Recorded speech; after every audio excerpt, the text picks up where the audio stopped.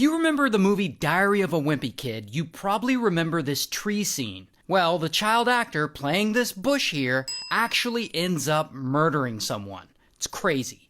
Now his name is Ryan. He's 9, he's from Squamish, British Columbia, and Ryan is young, but he already knows he wants to be an actor. So one day he auditions for a commercial, and boom, he gets the part. So he keeps going. And eventually he gets a small role in a TV movie. And soon he's in other movies and TV shows, and people are like, "You're going places, kid." And a few years later, when he's around 12 years old, he lands a small role in the movie Diary of a Wimpy Kid. He's the kid who plays the Bush in the school play. And it's a small role in a big movie, but this is a huge deal for him. And so he just keeps acting, small roles here and there, and eventually, a couple years later, he gets a lead role in a movie. Hi, I'm Ryan Grantham, and I'm playing the role of Redwood.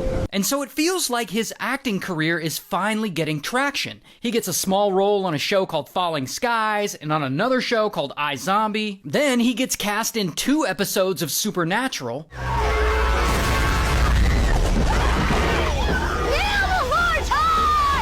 4 years after that, he's cast in an episode of Riverdale. He told the police he did it, to protect me, but it wasn't him. And that's all great for Ryan, but here's the thing about all this acting he's doing. He's working, he's getting roles here and there, some promising stuff, but he's not landing A-list parts like he wants. Like nothing is making him this famous movie star, and this really starts to weigh on Ryan. And soon enough, he's really down about it, like really down. Like he's battling with depression, and it just sucks for him. And by the way, this is a really common thing with actors. They see making it as a big Hollywood star as the very definition of success, as opposed to just being a working actor who gets a lot of smaller roles here and there. And so they, like Ryan, when they don't make it big time like Timothée Chalamet or whoever, they'll start to see themselves as a failure, instead of seeing themselves as someone who is working a job doing something they really love, which a lot of people don't have the privilege of getting to do.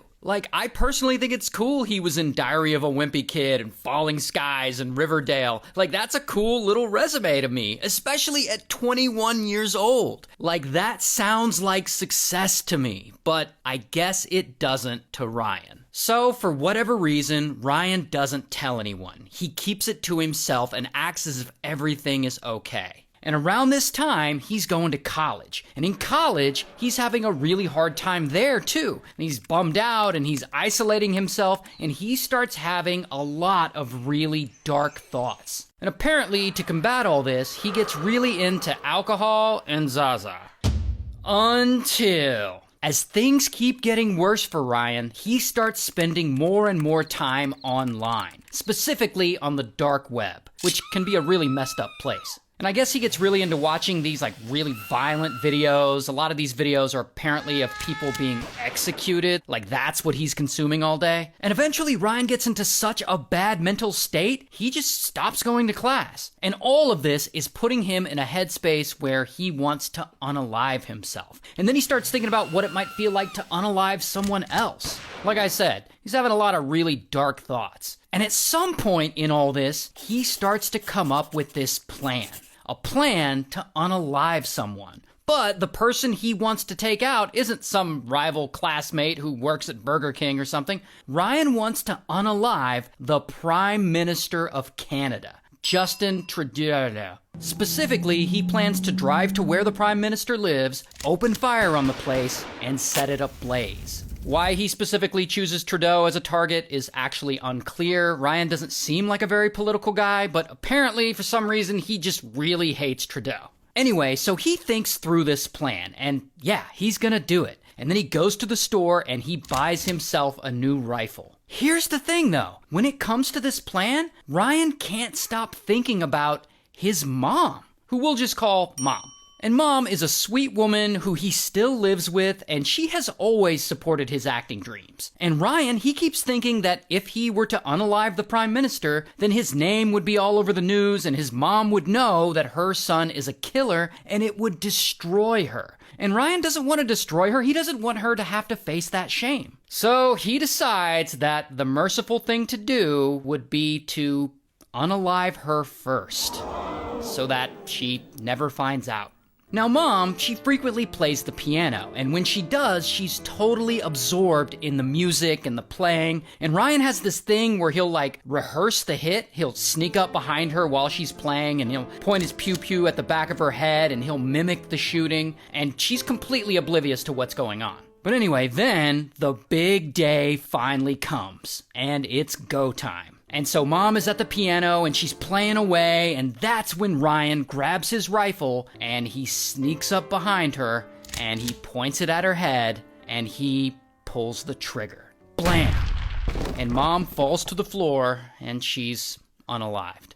Then, for whatever reason, Ryan gets his GoPro and he turns it on and he records himself. He's like, "Hey, I just murdered my mom," and then he turns the camera to show the body.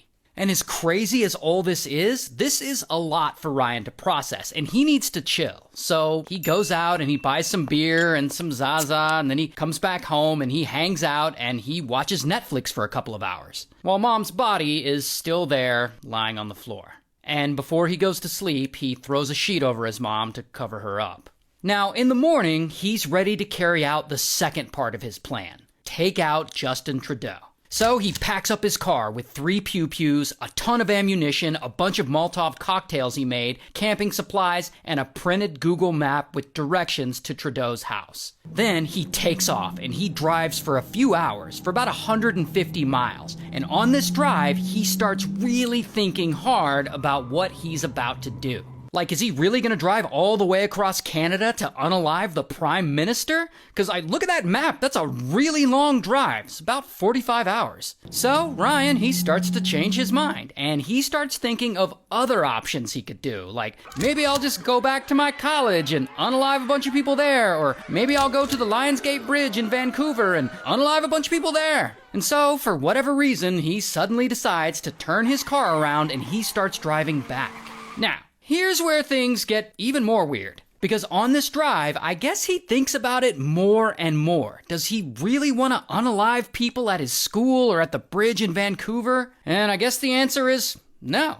Because instead of doing that, he drives to Vancouver, right to the police station, and he walks up to an officer who's sitting in a parked car, and he's like, "Hi, I unalived my mom."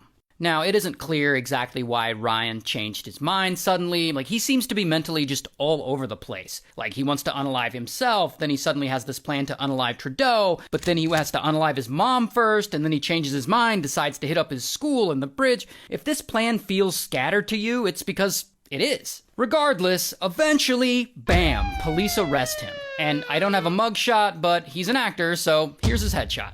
And he ultimately pleads guilty to second-degree murder, and he's sentenced to life in prison.